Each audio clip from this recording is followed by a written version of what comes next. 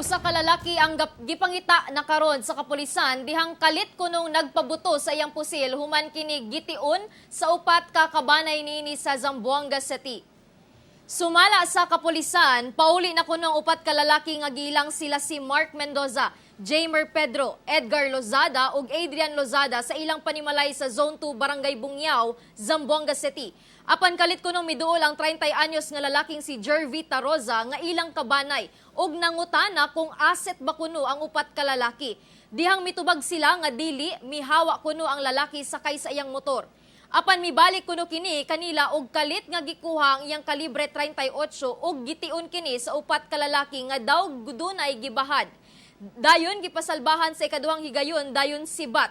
Sa pakighinabi sa kapulisan sa upat ka lalaki ug ban pang kabanay mipasalig matud pa ang kabanay nga awhagon nila ang sospek nga mo-surrender na lang.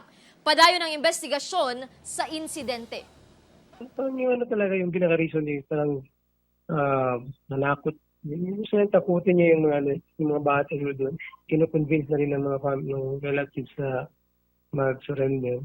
Kasi yun ang parang nag-promise din yung relatives kagabi na ipa-surrender na lang nila.